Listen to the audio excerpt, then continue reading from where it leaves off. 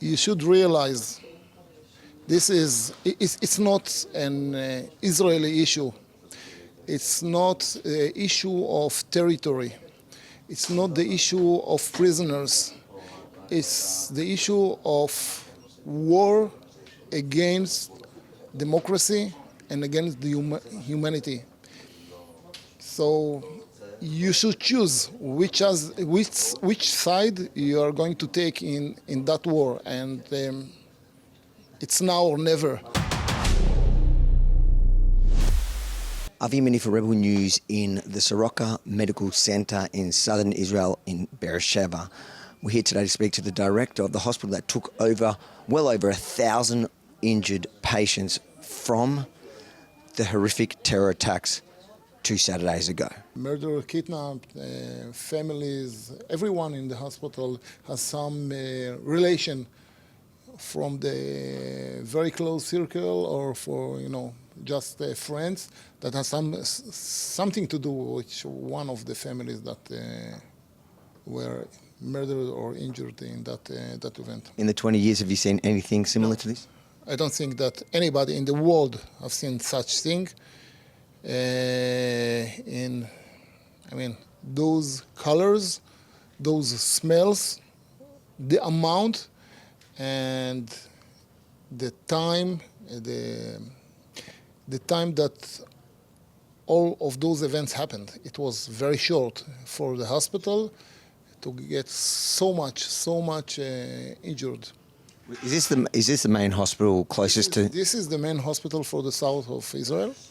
There is another hospital in Ashkelon which is much more close to Gaza Strip, but it doesn't have all the capacity or abilities of our hospital. So, yes, the first wounded were sent to that hospital in Ashkelon, and most of the main bulk of the wounded came here. Especially women and children, but children and babies. Did you have many of them coming through? No. No babies? No. What's that? It's alarm. It's okay. We are completely safe. So we're hearing now the rocket. Yeah, I heard that before the alarm outside is on because it's immediate to the cell phone. So now on Be'er Sheva, we hope that the Iron Dome will will work. So we're in the best place. This is shelter. This is shelter. So that's just a red alert for the rocket fire into the city, Be'er Sheva, where the hospital is. But this is a safe. It's like a bomb shelter. It's so close and safe that we cannot even hear what's going outside. Yeah. There's obviously the ground invasion looming. Is the hospital prepared? Yeah. Do you guys also take Arab patients in as well? Arab? Yeah, of course. Just Arabs? Yes. They're a part of... Arabs are Israeli citizens, and we treat them as usual.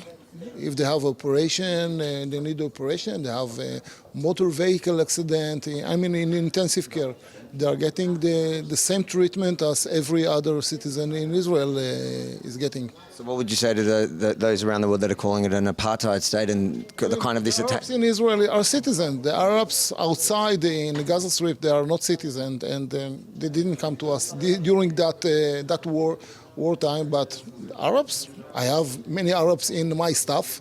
They are working in intensive care. They are working as surgeons. They are working in the emergency room. So we don't have any problems with Arabs.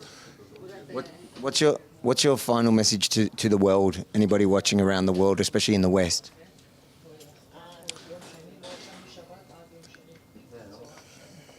You should realize it's not an Israeli issue. It's not an issue of territory. It's not the issue of prisoners.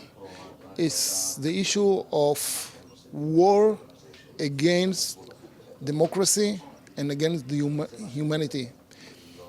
So you should choose which side you are going to take in that war, and It's now or never. Yes, I was able to respond to the horrific attacks from within the first hour. I actually heard the rockets coming from my home in Netivot.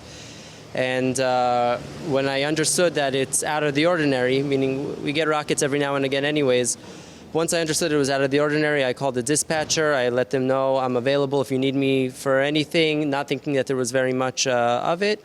Remember, it was a holiday, and they said get to the station immediately, open up an ambulance. We have casualties, dead and injured everywhere, were his words. So I actually start going to the station where I normally work. When I let the dispatcher know that I'm on the way there, they tell me, no, turn around, it's under heavy fire, likely saving my life. So I come to the station that's close to my house. I open up an ambulance there with the chief of the station, and right away, before I could even check what equipment we had and were missing, I grabbed whatever I could in my hands. They sent us to the entrance to the city. There were casualties. All over the place in the entrance to the city. Police officers, civilians, some soldiers throughout the day also began collecting. Shooting attacks, those injured from shrapnel, from grenades, people who had inhaled smoke and were burned. You're talking about people who were still in their pajamas, that morning, people who were on duty and injured in the line of fire.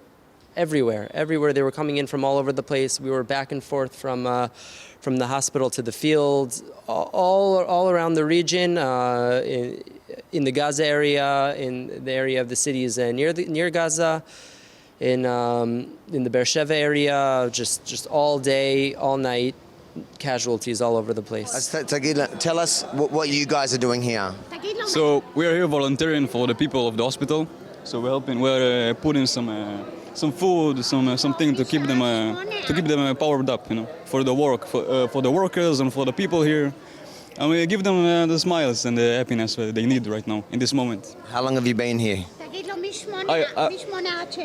Yes, usually it's like for morning till evening. But were you here from the early days of the... Yes. לא, הם שואלים אם זה מתחילת שבוע. לא, מתחילת שבוע, מתי הייתם פה, כאילו? So they've been here from last week. From last week, I've been here personally from yesterday. I'm going to continue here for a while. And have you guys seen the people that were injured in the attacks? Did you see some of the injured? I saw some. We saw some casualties, some things, and some people, but they're taken care of, and they're in a good place right now. Yes, and we are giving them some food, like capsules and stuff. How is people's morale?